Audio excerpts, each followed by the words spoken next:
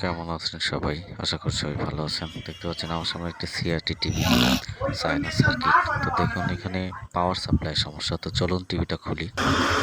টিভিটা খোলার পরে আমরা ভোল্টেজগুলো মেপে দেখব যে আসলে 110 ভোল্টেজ এটা বের হয়েছে কিনা। দেখুন কোনো ভোল্টেজ নেই।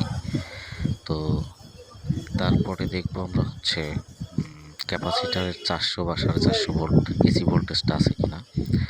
এইখানে 400 ভোল্ট আছে, কিন্তু মানে প্রবলেমটা হচ্ছে এইখান থেকে 120 বা 220 দেখুন ভোল্টেজটা কিন্তু রিজার্ভ ছিল, স্টক ছিল।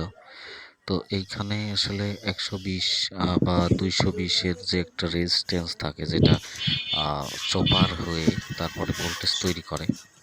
তো আমরা সেই রেজিস্ট্যান্সটা আগে মেপে দেখবো যে আসলে রেজিস্ট্যান্সটা ঠিক আছে কিনা।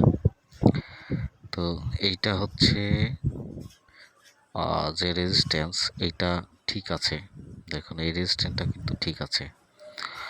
তো এখন এখানে যে অন্য একটা রেজিস্ট্যান্স লাগানো ছিল সেইটা মেপে দেখব, মানে যেটা নষ্ট রেজিস্ট্যান্স। তো এখানে দুইটা থাকে, তার মধ্যে একটা সমস্যা দেখুন, এই একটা সমস্যা। এটা কিন্তু কোনো ভোল্টেজই দেখাচ্ছে না, একদম কোনো মাপই নেই। তো এইখানে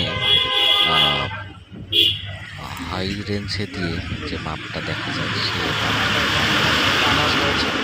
অপরটাতে কিন্তু একটা মাপ ছিল। তো যাই হোক, রেজিস্ট্যান্স খারাপ, দুইটার মধ্যে একটা খারাপ।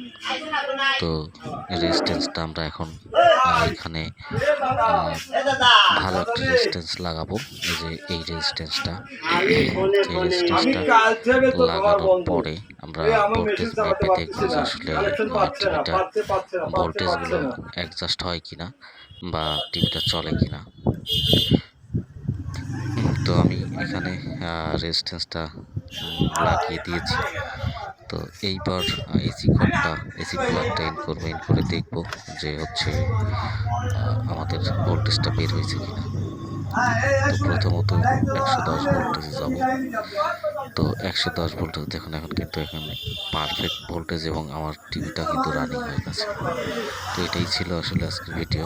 ধন্যবাদ, ভালো থাকুন, সুস্থ থাকুন। আমার ভিডিওটা ভালো লাগলে লাইক, কমেন্ট, শেয়ার করবেন প্লিজ।